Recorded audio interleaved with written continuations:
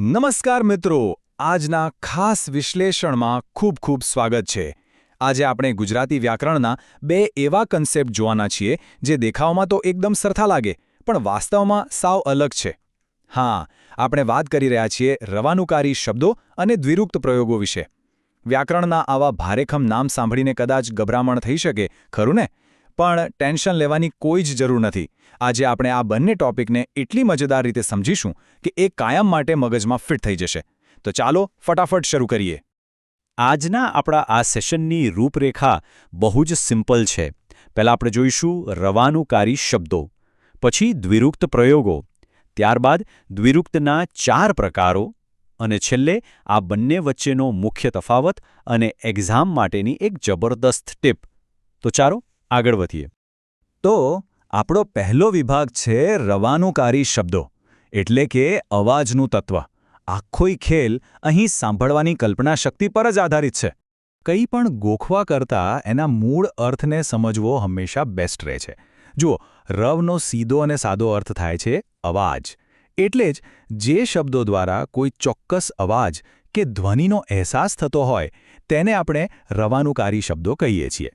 સીધી ભાષામાં કહીએ તો જ્યારે કોઈ વસ્તુ, પ્રાણી કે કુદરતી ઘટનાનો અવાજ કાને પડે અને આપણે તેને શબ્દોમાં ઉતારવાનો પ્રયાસ કરીએ, બસ ત્યારે જ આ રવાનુકારી શબ્દોનો જન્મ થાય છે. છે ને એકદમ સરળ? હવે કુદરતી ઘટનાઓ અને તેના અવાજોનું કનેક્શન જુઓ, બહુ જ રસપ્રદ છે. કલ્પના કરો કે કોઈ નદીનું પાણી વહી રહ્યું છે તો કેવો અવાજ આવશે? બિલકુલ, ખળ-ખળ. ચોમાસામાં કાળા ડિબાંગ વાદળો વચ્ચે વીજળી થાય તો ઝબ-ઝબ. એવી જ રીતે પડતા વરસાદનો અવાજ ટપ-ટપ, અને ચાલતી વખતે બૂટ કે પગરખાનો અવાજ ચડ-ચડ. આ શબ્દો બોલતાની સાથે જ જાણે એ વરસાદ કે નદીનો અવાજ ખરેખર કાનમાં ગૂંજવા લાગે છે ને? રોજે રોજ વપરાતા આવા બીજા કેટલાક સામાન્ય ઉદાહરણો પર નજર કરીએ. ઘડિયાળનો સતત આવતો અવાજ એટલે ટીક-ટીક. કોઈ વ્યક્તિ ખુલ્લા દિલે હસે તો એનો ખડખડાટ, અને કંઈક ભારે વસ્તુ ધડામ દઈને પડે તો ધડ-ધડ. પણ અહીં એક બહુ જ મસ્ત અપવાદ પણ છે, મધ-મધ. હવે મધ-મધ એ કોઈ અવાજ નથી હો, પણ તે સુગંધની તીવ્રતા દર્શાવે છે. જેમ કે આપણે અવારનવાર કહીએ છીએ કે ગુલાબની સુગંધ મધમધે છે. એટલે કે ક્યારેક આ શબ્દો માત્ર અવાજ જ નહીં પણ કોઈ અનુભવની તીવ્રતા પણ બતાવે છે. ટૂંકમાં કહીએ તો આ રવાનુકારી શબ્દો એ માત્ર અક્ષરોની ગોઠવણ નથી, પણ એ અવાજના જીવંત ચિત્રો છે. શબ્દ કાને પડે અને તરત જ એનો અવાજ મનમાં પડઘાવા લાગે.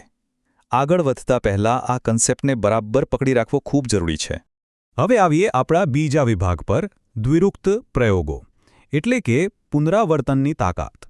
આ કન્સેપ્ટ પેલા રવાનુકારી કરતાં સાવ અલગ જ નિયમ પર ચાલે છે. કેવી રીતે? ચાલો જોઈએ. અહીં પણ શબ્દના મૂળથી જ શરૂઆત કરીએ. દ્વિ એટલે બે અને ઉક્ત એટલે બોલાયેલું. એનો સીધો અર્થ થાય જે 2 વખત બોલાયેલું છે તે. જ્યારે કોઈ એકનો એક જ શબ્દ એ જ રીતે અથવા થોડા ઘણા ફેરફાર સાથે 2 વાર બોલવામાં આવે ત્યારે એને દ્વિરુક્ત પ્રયોગ કહેવાય છે.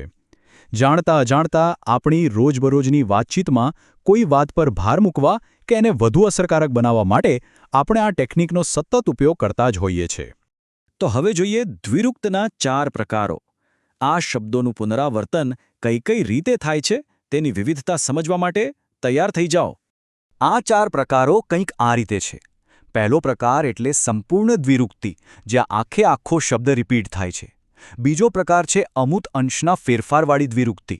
ત્રીજો પ્રાસવાળી સંયોજિત દ્વિરુક્તિ. અને ચોથો છે સંયોજકવાળી દ્વિરુક્તિ. આ ક્રમ બતાવે છે કે શબ્દોનું પુનરાવર્તન ધીમે ધીમે કેવી રીતે નવું રૂપ લે છે. પહેલા 2 પ્રકારોને જરા વિગતવાર સમજીએ. પહેલા પ્રકારમાં તો શબ્દ કોઈપણ જાતના ફેરફાર વગર સીધો 2 વાર આવે છે. ઉદાહરણ જુઓ, ગામ-ગામ. જેમ કે ગામ-ગામથી લોકો આવ્યા. આ તો બિલકુલ કાર્બન કોપીઝ થઈ ગઈ. જ્યારે બીજો પ્રકાર છે અમુક અંશનો ફેરફાર.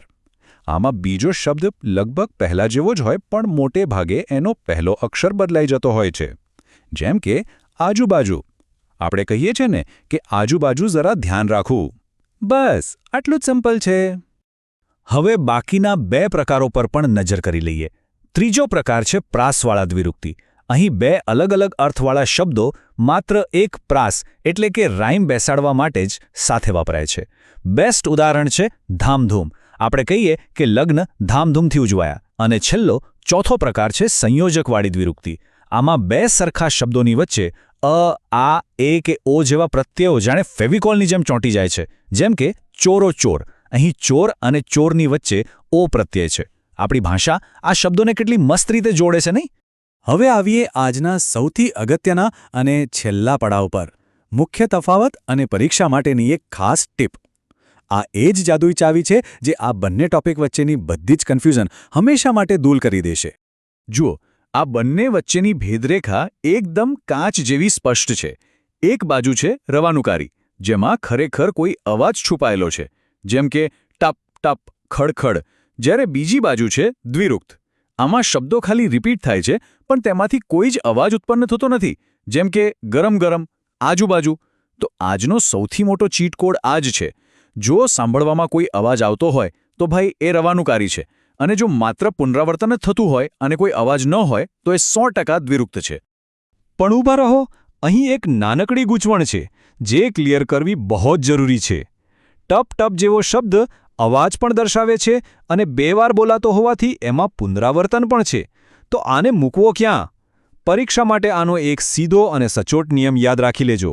જો શબ્દમાં અવાજ આવતો હોય તો તેને હંમેશા કોઈપણ જાતના ડાઉટ વગર રવાનુકારી જ ગણવો. આટલું યાદ રાખી લીધું એટલે પરીક્ષામાં એક પણ માર્ક કપાવવાનો કોઈ ચાન્સ જ નથી. તો ભાષાની આ અદ્ભુત સફરના અંતે એક બહુ જ રસપ્રદ પ્રશ્ન વિચારવા જેવો છે. રોજિંદા જીવનની વાતચીતમાં આપણે અજાણતા જ અવાજની નકલ કરતા કે પુનરાવર્તિત થતા કેટલાય શબ્દો વાપરીએ છીએ. તેમાંથી સૌથી વધુ કયા શબ્દો વપરાય છે એ ક્યારેય નોંધ્યું છે? આજ પછી જ્યારે પણ કોઈની સાથે વાતચીત થાય ત્યારે ભાષામાં છુપાયેલા આ વ્યાકરણને સાંભળવાનો પ્રયાસ ચોક્કસ કરી શકાય. આશા છે કે આ માહિતીસભર સેશન ખૂબ જ ઉપયોગી રહ્યું હશે. જ્ઞાનની આ યાત્રામાં જોડાવા બદલ ખૂબ ખૂબ આભાર.